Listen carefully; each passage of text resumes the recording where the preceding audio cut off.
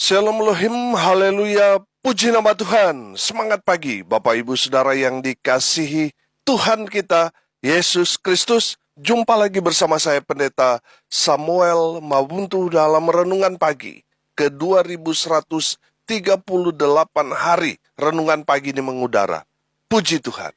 Bapak Ibu Saudara yang dikasihi Tuhan, sebelum kita membaca, mendengarkan, dan merenungkan firman Tuhan hari ini, mari kita berdoa, minta pimpinan Roh Kudus. Kita berdoa. Bapa di surga, berbicaralah kepada kami semua. Pakai firman Tuhan ini untuk menegur kami, menasihati kami, meneguhkan iman percaya kami, dan memberkati kami semua. Di dalam nama Tuhan Yesus yang adalah firman Allah yang hidup, kami berdoa. Amin. Haleluya. Bapak Ibu Saudara yang dikasihi Tuhan, bersama dengan saya kita akan belajar Alkitab dari kitab Kejadian sampai kitab Wahyu. Mari buka Alkitab kita. Amsal pasal 13 ayat 20 sampai ayat 22. Demikian firman Tuhan. Siapa bergaul dengan orang bijak menjadi bijak, tetapi siapa berteman dengan orang bebal menjadi malang. Orang berdosa dikejar oleh malapetaka, tetapi ia membalas orang benar dengan kebahagiaan. Orang baik meninggalkan warisan bagi anak cucunya, tetapi kekayaan orang berdosa disimpan bagi orang benar. Amin. Haleluya. Bapak Ibu Saudara yang dikasihi Tuhan, ada 3 pesan firman Tuhan kepada kita pada hari ini. Yang pertama, Saudara, di ayat 20, sekali lagi saya bacakan buat kita sekalian. Siapa bergaul dengan orang bijak menjadi bijak, tetapi siapa berteman dengan orang bebal menjadi malang. Amin. Pesan firman Tuhan yang pertama, jaga pergaulanmu. Firman Tuhan ini jelas, kalau saudara bergaul dengan orang bijak, saudara akan menjadi bijak. Tapi kalau saudara bergaul dengan orang bebal, saudara akan menjadi apes, naas, sial, saudara. Saya percaya tidak ada yang mau hidupnya menjadi sial. Betul? Saudara, jaga pergaulanmu. Kenapa kita harus menjaga pergaulan kita? Karena pergaulan kita itu akan mempengaruhi kita. Kalau kita bergaul dengan orang-orang baik, saudara yang tadinya tidak baik akan berubah menjadi orang baik. Amin. Jadi saudara yang dikasihi Tuhan, pergaulan itu mempengaruhi kehidupan kita. Dengan siapa saudara bergaul, itu juga akan menentukan masa depanmu seperti apa. Tergantung circle saudara siapa. Amin. Jadi saudara yang dikasihi Tuhan, pastikan pergaulan saudara dengan orang-orang baik, dengan orang-orang benar, dengan orang-orang yang hidupnya takut akan Tuhan. Amin. Jadi kalau saudara orang berdosa bergaul dengan orang-orang yang rohani saudara, saya percaya lama-kelamaan saudara akan sama seperti mereka, hidup dalam Tuhan. Amin. Tapi kalau saudara bergaul yang tadinya saudara orang baik, tidak pernah judi, tidak pernah mabuk, tidak pernah selingkuh, tidak pernah pakai narkoba, tapi saudara bergaul dengan orang-orang suka judi, pemabuk, suka selingkuh, saudara yang tadinya orang baik, itu akan mempengaruhi saudara. Karena dalam pergaulan saudara, bergaul dengan orang-orang seperti itu semua. Karena saudara tidak melakukan sama dengan mereka, mereka akhirnya menghina saudara. Karena saudara merasa terhina dengan hidup saudara yang tadinya lurus-lurus itu, tidak seperti dengan mereka, akhirnya saudara mulai coba-coba. Tadinya cuma sedikit, lama-lama kelamaan saudara mulai banyak saudara pakai. Baik itu minuman, uang saudara pakai main judi semua. Pakai narkoba, coba-coba selingkuh. Akhirnya apa saudara? Akhirnya saudara hancur sama dengan mereka. Saudara yang dikasihi Tuhan, dengar ini baik-baik. Apa yang akan terjadi kepada saudara di hari esok atau masa depan saudara?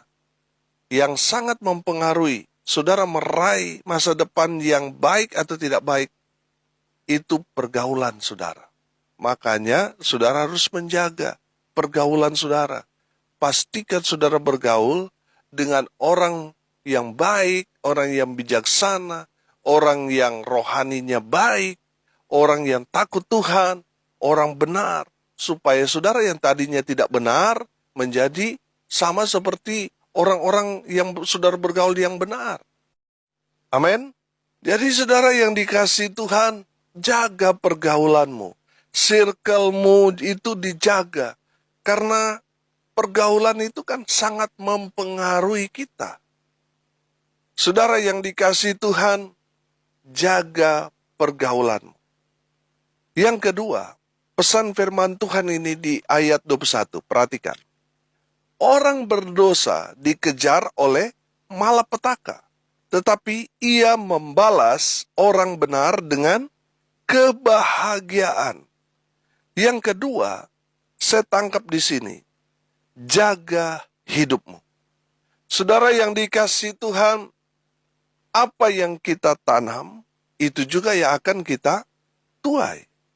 Nah, kalau saudara menabur dosa, saudara akan dikejar oleh malapetaka sebagai konsekuensi dosa yang saudara lakukan.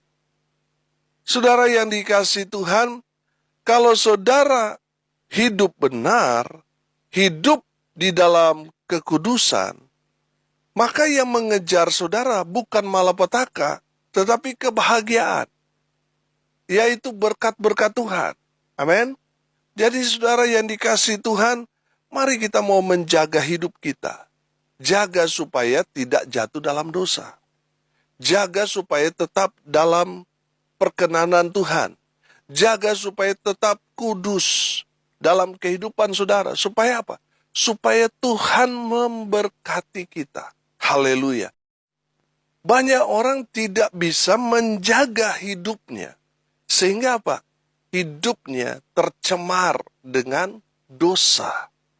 Saya kasih contoh. Saudara tadinya orang baik. Lalu saudara bergaul dengan orang-orang yang suka judi. Saudara akhirnya main judi. Saudara karena judi itu kan kalau kalah ketagihan, untung penasaran. Jadi saudara pulang akhirnya saudara menjual semua yang saudara miliki mulai dari kecil cincin pernikahan dulu saudara jual, kalah, penasaran saudara. Balik lagi, lama-lama HP, sertifikat rumah, tanah dan sebagainya. Dan akhirnya saudara jatuh miskin. Saudara, itu adalah malapetaka karena dosa yang saudara alami. Makanya saudara kita harus menjaga hidup kita. Saudara jangan takut hidup sederhana. Saudara mungkin punya segalanya. Nggak usah malu kalau saudara hidup apa adanya. Saudara nggak berdosa, saudara. Saudara yang dikasihi Tuhan, jaga hidup. Supaya apa? Supaya kita betul-betul berkenan di hadapan Tuhan. Banyak orang sudah nggak tahan lagi, dia menderita. Akhirnya apa, saudara? Melakukan hal-hal yang tidak berkenan di hadapan Tuhan. Saudara, firman Tuhan ini jelas. Kalau kita melakukan dosa, maka kita akan dikejar-kejar malapetaka. Saudara lihat contohnya Daud. Daud menyimpan kesalahannya, dosanya, karena sudah berhubungan badan dengan Batseba. Batseba itu kan statusnya itu. Dia masih istrinya Uria, masih istri orang. Daud berpikir, apa yang dia lakukan dengan Batseba, tidak ada yang tahu. Tapi saudara lihat, Tuhan mengutus Nabi Nathan untuk apa? Menegur Raja Daud. Saudara, akibat dosa Daud, disitulah awal kehancuran Daud. Karena dia melakukan dosa, persinahan. Dia berhubungan badan dengan istri orang. Akibatnya Batseba hamil dan anaknya mati. Saudara, dari situlah awal kejatuhan Raja Daud. Raja Daud harus membayar sangat mahal, saudara. Karena dosa yang dia lakukan. Karena perbuatannya itu. Karena dosa yang dia lakukan itu sangat besar. Dampaknya bagi kehidupan Daud. Kalau bisa saya katakan, itulah awal kehancuran Daud. Dari dosa yang dia lakukan itu, mulai timbul malapetaka bagi Daud. Anak-anak Daud mulai menonjol, mau mensabotase Raja Daud. Mereka saling rebut untuk menjadi putra mahkota, untuk menjadi Raja Israel. Anak-anak Daud mulai berselisih paham dan saling menjatuhkan. Bahkan mau saling membunuh. Mereka merencanakan untuk membunuh Daud ayahnya. Itu kan satu kejahatan yang luar biasa. Itu semua berawal dari dosa yang dilakukan Raja Daud. Makanya firman Tuhan ini katakan, orang berdosa dikejar oleh malapetaka. Jadi saudara jangan pernah menyembunyikan dosa. Tuhan tahu, mungkin saudara pintar menyembunyikan kesalahan saudara dari pasangan saudara. Tapi ingat, Tuhan tidak pernah buta. Tuhan tahu apa yang saudara lakukan di tempat tersembunyi dengan siapa, apa yang saudara perbuat. Tuhan tahu. Dan cepat atau lambat, malapetaka akan mengejar saudara. Bapak ibu saudara yang dikasihi Tuhan, makanya jaga hidupmu. Jangan main-main saudara dengan dosa. Karena upah dosa adalah maut. Cepat atau lambat saudara akan dikejar malapetaka. Nah, saudara kalau saudara hidup benar, menjaga hidup saudara, untuk tetap hidup dalam kebenaran memang berat, saudara. Untuk menjadi orang benar itu, saudara, sangat-sangat berat. Tapi kalau saudara lolos dari ujian itu, maka Tuhan akan membalas kehidupan saudara yang benar itu dengan kebahagiaan, dengan berkat-berkat Tuhan. Haleluya. Bapak ibu saudara yang dikasihi Tuhan, jaga hidupmu supaya tidak tercemar dengan dunia. Jaga hidupmu supaya tetap hidup dalam kekudusan. Jaga hidupmu supaya tetap berkenan di hadapan Tuhan. Haleluya. Pesan yang terakhir, yang ketiga, ayat 22. Perhatikan. Orang baik meninggalkan warisan bagi anak cucunya. Tetapi kekayaan orang berdosa disimpan bagi orang benar. Haleluya. Bapak ibu saudara yang dikasihi Tuhan, dari kebenaran firman Tuhan ini mau mengajarkan kepada kita, jadilah orang baik. Amin. Kalau saudara jadi orang tua, jadilah orang tua yang baik. Firman Tuhan ini jelas berkata, orang yang baik meninggalkan warisan bagi anak cucunya. Nah, saudara dengar ini baik-baik. Kalau saudara orang baik itu, yang punya harta benda, yang nantinya saudara akan wariskan ke anak cucu, ini saya rasa nggak ada masalah. Tapi akan menjadi masalah kalau saudara ada di posisi orang yang tidak punya. Tidak punya harta benda, tidak punya tanah, tidak punya rumah, tidak punya perhiasan, tidak punya uang, dan lain sebagainya. Mungkin saudara ada di posisi seperti itu. Mungkin saudara berkata, aduh, apa Pak Pendeta yang harus saya wariskan sementara saya tidak punya apa-apa? Dengar ini baik-baik. Mungkin harta benda saudara tidak punya. Tapi minimal, saudara punya teladan atau karakter hidup yang baik. Saudara, dengan karakter hidup kita yang baik, itu sudah cukup bagi anak cucu kita. Kita wariskan kepada mereka karakter kita yang baik. Sehingga itu menjadi teladan yang baik buat mereka di masa yang akan datang.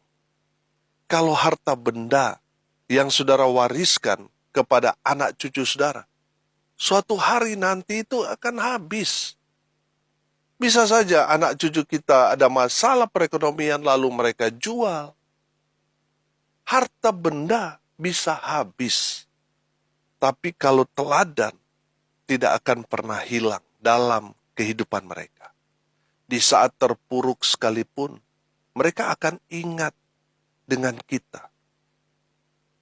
Teladan-teladan yang sudah kita berikan kepada anak cucu kita itu akan mereka kenang terus dalam kehidupan mereka.